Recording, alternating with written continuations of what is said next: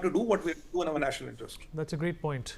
More breaking news coming in. Tajikistan's President Emomali Rahmon has landed in Tianjin for the Shanghai Cooperation Organization Summit. He is likely to participate in bilaterals on the sidelines as well.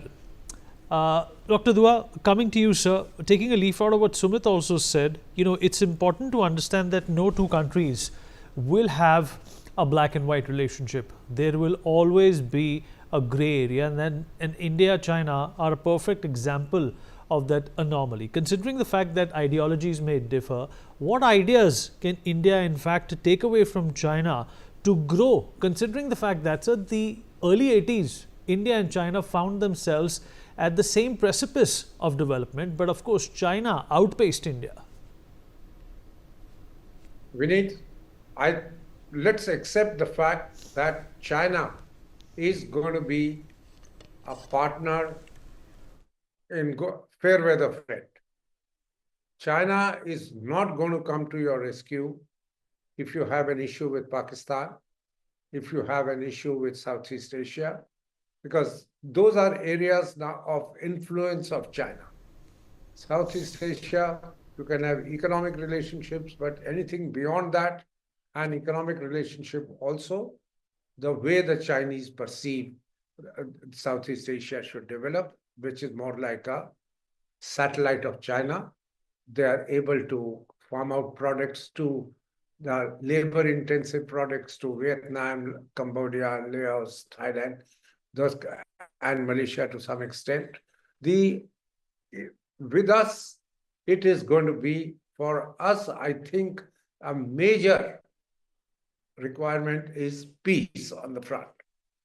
Peace, as long as we do not enter into a competitive militarism, because that is extremely costly for us. Today at Galwan, we may have undertaken a disengagement, but there are 50 to 60,000 troops of either side still there, preparing for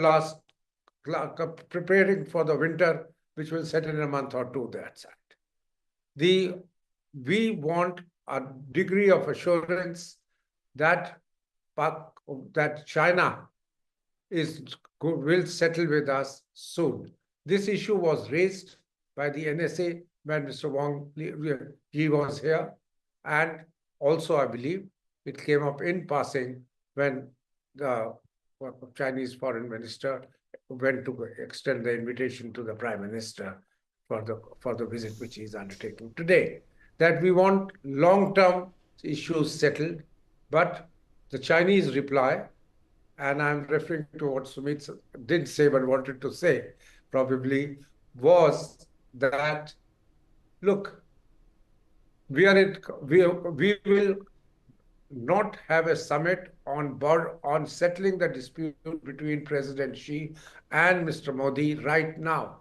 We will continue to have military commanders, the officials at so they call them experts, they're discussing it, then the matter getting raised to a ministerial level, but at the same time they said we will fast forward by setting up another mechanism to expedite. Otherwise, this was the 24th round of discussion. 24th round since, and this was set up in 70 or 69, this settlement, this resolution body. So we should be striving at achieving a degree of certainty that the issue of expansion by China and the India having to border such a huge area, for us it means a lot of money, but for Chinese, it's probably in the affordable limit now. Their economy having grown. So this to my mind is the maximum maximum hope which we can have from them. In trade, they would do what suits them. They would continue to choke the countries which they know. They've studied everything in detail vis-a-vis every country, that for what items they depend upon China.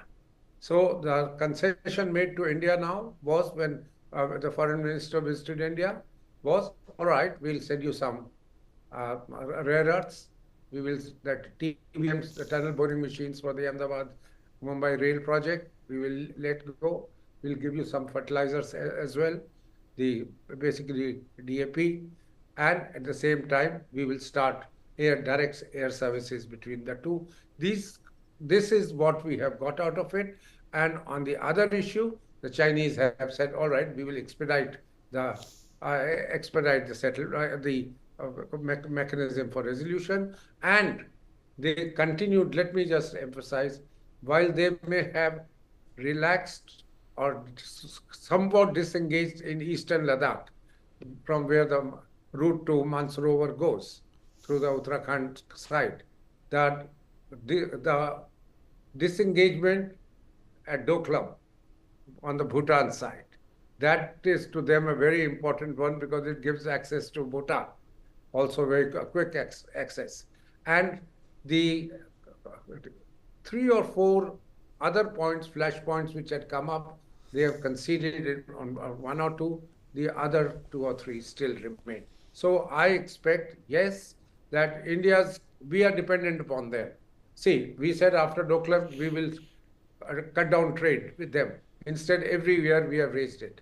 There has been a 6-fold increase in our trade with China in the last 20 years. And that has continued from even after 2020.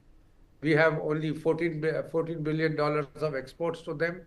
They will buy a bit more from us. So, but I'm not looking at China for diversifying our trade. And China, as long as it allows free trade on exports, our requirement gets built up till our Make in India takes over, or we are able to get these goods from somewhere else. But let their Chinese president, and nothing will happen in China, irrespective of what is the position of President Xi within his Politburo, etc., or within his party, that the decision-making is with him. And if he wants to really win India's trust, the resolution of the dispute, disengagement on the entire front, and the resolution of the long-term dispute must take priority. You're absolutely right. And Mr. Sanjeev Srivastava, the disputes with China obviously have been long-standing, and that has affected a multitude of areas where both the countries could have cooperated on. Let's also not ignore the elephant in the room, and that elephant is China's treatment of Pakistan and China's treatment of conflicted areas such as Arunachal and Tibet. All of these are elephants in the room that both these nations need to resolve before they can, in fact, ignore their dependence on a country like the United States. Well, Vinit, I think I also believe that a permanent resolution of India-China border issues must be explored. And for that to do, obviously, a clear and proper demarcation of entire LSE, the India-China border areas, must be done. I know that that process will be a long drawn process. It will be a complicated process, complex process, but at least at the SR level, special representatives level, that dialogue must begin. And I believe that when the 24 round of talk happened, there were indications that both the nations are looking forward to it. But as I said, it will be a long drawn process, complicated process. There will have to be a national consensus here, and as well as in China, that what kind of negotiations we can go ahead with and get agreed to those points. So I think, but the process must begin, the attempts must be made, and if a certain progress could be made with regard to clearly and properly demarcating India-China border areas, that will also bring these two countries together. That will also enhance mutual trust. It will reduce this trust deficit with what India and China, both the nations, have been having. And obviously the real region have been that border areas because it is, as I said, it's not clearly properly demarcated. So our patrolling party goes on that side, their patrolling party sometimes come to our side, and that creates all sorts of confusion, and situation becomes tense. So I think that is the need of the hour, and I hope that such kind of wisdom also prevails someday, that both the nations will have a constructive dialogue and understanding with regard to it, and obviously that is one thing.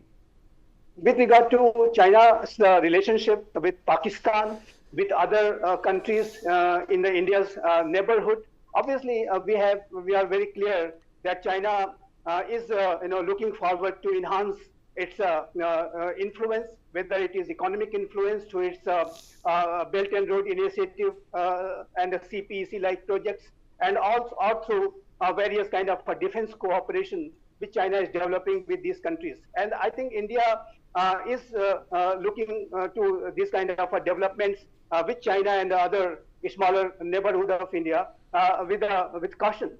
And we know that China has a tendency to put India into some kind of a challenging situation through our smaller neighbors. And obviously Pakistan, China has been using Pakistan to its maximal attempts to put India into a challenging position, but not it is not limited to Pakistan only. But we have seen that China's activities in Nepal, in Maldives, in Sri Lanka, and in several other countries in the entire Indian Ocean region. So I think we have to be very careful and cautious, and we have to keep developing our position of strength. Our defense posture, our maritime security posture must also be enhanced. And as I said in the beginning, that this new India understands the characteristics of this Chinese regime, that they know the language of power, and they respect a position of strength. So I think my recommendation would be that we have to keep developing our comprehensive national power. We have to keep developing our position of strength. And when I say position of strength with regard to China, the three things are important. The first is our military deployment, our military posture, defense posture must be robust, and we have to be watchful what China is doing on the other side, and accordingly we have to prepare ourselves. Second, border areas infrastructure development program must continue in a robust manner. And I'm very glad to say, and very proud to say, that Border Road Organization has done enormously good job with regard to developing those border areas in the last 10 years or so, and that process must continue. Third, international collaboration should also continue to be developed, and what we are seeing that despite disruptions which has been caused by United States of America's aggressive tariff policy, India is not hopeless. And our Prime Minister first went to Japan, and then he came to China. Let me rope in Sumit Peer also into some of the finer points that you have made, Mr. Srivastava.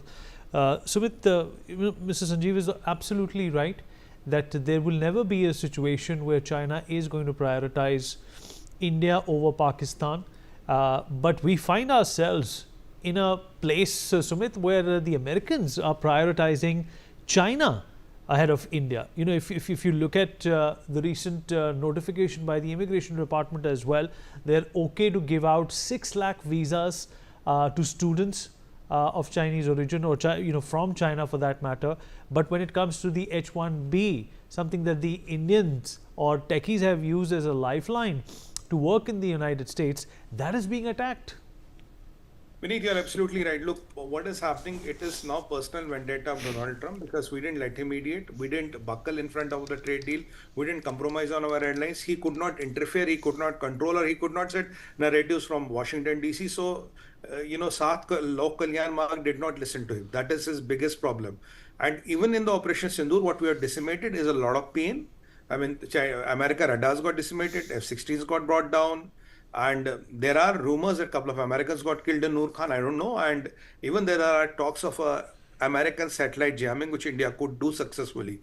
That has irked Donald Trump completely, because he doesn't want that kind of a treatment. But that is not our problem. Look, what he is doing now, he's going crazily. Like, it's like I have a problem with you. I'll go and talk to all your enemies. That's what he's doing. Now that getting that failed field marshal, whom I call Do Take Ka Jadi, you're getting him to White House twice. You are demeaning the White House because that is what he is. I mean, who is that field marshal? What does his laurels? He gave himself the highest award in the Pakistan war. What has he done? Now, if I look at now, your Marco Rubio said, I want to take out 277,000 Chinese students out of America because they're intellectual moves. This is what you said. Now, Donald Trump says, next day I want to get 600,000 back into America. Then when right-wingers started questioning him, when his own side started questioning him, and the Republican Party started questioning him, then the Karen Levitt, the press secretary says, no, that was for 2 years. Now, even if you would have said by that logic 1 million, you could have said it's for 3 years. Now, there's something which is very, very oxymoronic. Even on the Russian, oil, the biggest buyer is China, the biggest buyer of coal is China, the biggest contributor is China. So what you are doing, you are trying to get all those people who work against India, you are going to get them to do against India. Now, if you look at, for example, China is giving 40 J-35s to Pakistan. They are giving them AWACS, right? They are giving them AWACS, they are giving them J-35s, and they are giving them one more thing which skipped my mind. So, China is, as we talk, is arming Pakistan. And there was a talk in China, where are you giving this to the Pakistan? Pakistan cannot pay. Still, China is trying to go ahead and give them that 5th generation fighters. They might not be the best in the world, but there are somewhere there. Now, if you are giving them J-35, if you are giving them AWACS, and if you are training their people, and if you are giving them all the things what they need, somewhere down the line, and what is America doing? America is also trying to help China in whatever way they can. By not putting sanctions on them, is directly helping China. For example, we need this $40 billion market, which will lose, because of the Trump's tariffs, I call them, which courts says are illegal. Where is it going to go? Mexico, Vietnam, and China. Basically, who is behind Mexico and Vietnam is China. So you're taking out 40 billion from Indian kitty and giving it to communist China. That is why people like Nikki Haley and others in the America are questioning this policy. What are you doing, Mr. Trump? How is it going to help America? But this is when your Rashtriya Dharma is taken over by your personal vendetta or your personal ambitions or likings. Today, Trump is running America like a sultanate. Is like a Badshah Salamat of America. He can do whatever he wants to do. And there are people who are unfortunately not questioning him, not stopping him. Now, if at the end of the day, your best friend has to be Asim Munir, and if he's the person whom you want to meet over Prime Minister Modi and have relations over Prime Minister Modi, then there is something wrong with your priorities. All right, so we've exhausted our quota at this point in time, but we'll of course continue to monitor what's happening in Tianjin with the Prime Minister a part of this important grouping. We take a short break. We'll be right back.